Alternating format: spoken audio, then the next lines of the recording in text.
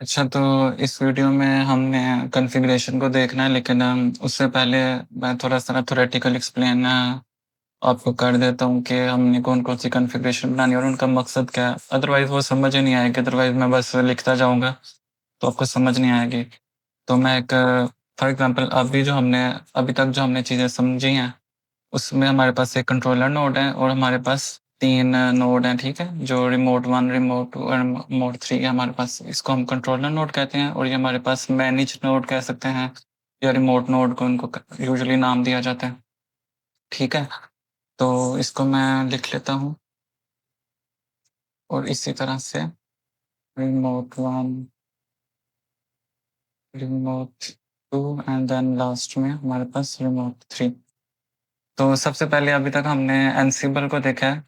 तो एनसिबल का मकसद क्या होता है कि अगर अगर फॉर एग्ज़ाम्पल आपने कोई सॉफ्टवेयर इंस्टॉल करना है इन मशीन्स के अंदर, ठीक है? लाइक अगर मैं अपाचे एचटीटीपी इंस्टॉल करना चाहता हूँ, गिट इंस्टॉल करना चाहता हूँ, फायरवॉल्स में चेंजेस करना चाहता हूँ, डॉकर ऐड करना चाहता हूँ, मोंगोडीबी करना चाहता हूँ, मतलब कोई भी सॉफ्टवेयर इंस्टॉल करना चाहता हूँ, तो मैं कंट्रोलर नोड पे कुछ लिखूँगा, एक प्लेबुक लिखूँगा और वो इन तीनों में इंस्टॉलेशन हो जाएगी। इस चीज़ को हम इंस्टॉलेशन कहते हैं। और ये क्यों लोग एंसिबल को प्रेफ़र करते हैं, क्योंकि ये एसएसएच एजेंटलेस है। मतलब आपने एक दफ़ा यहाँ पे एक की क्रिएट करनी है और इन तीनों को वो की असाइन कर देनी है, जिसकी वजह से अगर आप कोई भी आप सॉफ्टवेयर इंस्टॉल करोगे, वो इन तीनों में ईज़िली एग्ज़ीक्यूट हो जाएगा, ठीक है? तो इसलिए इसको लोग प्रेफ़र करते हैं। तो इसलिए इसको एसएसएच एजेंटलेस कहते हैं कि आपने एक दफ़ा ही यहाँ पे की जनरेट करनी है, चाहे वो रूट यूज़र के अंदर कर लो या आप कोई यूज़र है, यूज़र ने अगर क्रिएट की हुई है, तो यहाँ पे आप सॉफ्टवेयर इंस्टॉल कर सकते हो। तो ये एक एंसिबल ऑटोमेशन का ये मतलब है। ठीक है, अगर आपने एक फॉर एग्ज़ाम्पल पोर्ट को चेंज करना है, तो आप जस्ट यहाँ पे प्लेबुक लिखोगे और इन रन करोगे, तो इन तीनों पे वो जो है, यहाँ अगर 1000 मशीन्स हैं, तो हज़ारों में चेंज हो जाता है विदिन अ सेकंड्स। तो ये इसका फ़ायदा होता है। ठीक है, अभी तक हमने एक पढ़ा है एंसिबल और दूसरा जो हमने पढ़ा है, वो पढ़ा है एंसिबल नेविगेटर। इन दोनों में मैं डिफ़रेंस एक्सप्लेन कर दूँ। जो एंसिबल होता है, इसमें हम यूजुअली एंसिबल में प्लेबुक लिखते हैं। ये जो एनसिबल है, इसमें हम ना प्ले बुक लिख के उसको रन करते हैं, ठीक है? और इसमें भी नेविगेटर में भी ऐसे ही है कि हम प्ले बुक लिखते हैं, लेकिन जब ये रन होता है तो ये कंटेनर के अंदर रन होगा।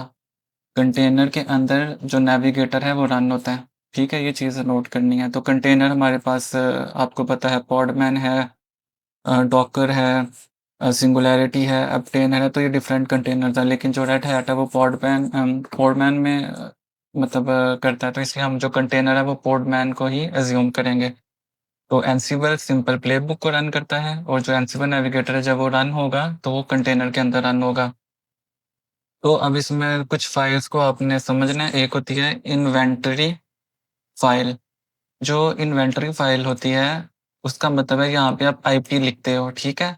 ये जो इन्वेंटरी फाइल होती है, ये इनको रिप्रेज़ेंट कर रही होती है, इन मशीन्स को। जो इन्वेंटरी है, अगर मैंने यहाँ पे रिमोट 1 लिखा है या रिमोट 1 का आईपी एड्रेस लिखा है, तो इस मशीन को रिप्रेज़ेंट करेगी। अगर मैंने रिमोट 2 लिखा है, तो इस चीज़ को इसको तो इन्वेंटरी फाइल का मकसद होता है कि जो आपकी मशीन्स हैं, जहाँ पे आपने सॉफ्टवेयर को एग्ज़ीक्यूट करना है, उनको रिप्रेज़ेंट करती है, ठीक है? इसी तरह से एक हमारे पास इन्वेंटरी के बाद होती है एनसिबल सीएफजी, जिसको आप एनसिबल कॉन्फ़िगरेशन फ़ाइल कहते हो। एनसिबल कॉन्फ़िगरेशन फ़ाइल का मतलब ये होता है कि जब आप एनसिबल को रन करोगे या एनसिबल नेविगेटर को रन करोगे, तो सबसे पहले इस एनसिबल सीएफजी को रीड करे, जो आपने बाय डिफ़ॉल्ट सेटिंग की होगी। इन सेटिंग्स को रीड करके देन आपने इसको इन्वेंटरी फाइल्स को उसने रीड करना है और उसको रन करना है। तो हमने एनसिबल कॉन्फ़िगरेशन फ़ाइल के अंदर इस इन्वेंटरी को रेफ़रेंस दिया होगा, ताकि वो जब एनसिबल सीएफजी रन हो तो ऑटोमैटिकली इस इन्वेंटरी फ़ाइल को रीड कर ले और रीड करने के बाद यहाँ पे इन मशीन्स को एग्ज़ीक्यूट करें, ठीक है?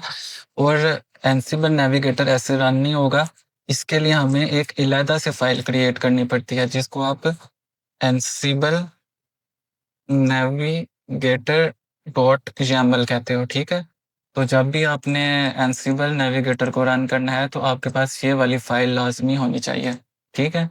तो इन्वेंटरी फ़ाइल इन मशीन्स को कहते हैं। एनसिबल कॉन्फ़िगरेशन जो होती है बाय डिफ़ॉल्ट इसको रीड करता है। तो इसकी मतलब प्रेफ़रेंसेस भी होती हैं कि अगर आपने इसको उस डायरेक्टरी के अंदर किया हुआ है तो उसको रीड करेगा पहले, अगर आपने वो ईटीसीएस के अंदर मतलब ये इसकी प्रेफ़रेंस भी आप दे सकते हो। लेकिन वो ज़्यादा डिटेल में मैं इसलिए नहीं जा रहा कि वो कन्फ्यूज़न हो जाएगी। तो इन फाइल्स को हम रीड करेंगे और हम कोशिश करते हैं कि अब हमारा जो नेविगेटर है वो सिंपल रन हो जाए इन फाइल्स की मदद से। तो मैं ये थोड़ा थ्योरेटिकल क्लियर करना चाह रहा था ताकि आपको पता हो कि आप क्या मतलब समझ रहे हो चीज़ों को ना, तो अब मैं इसको इम्प्लीमेंट करके देखता हूँ।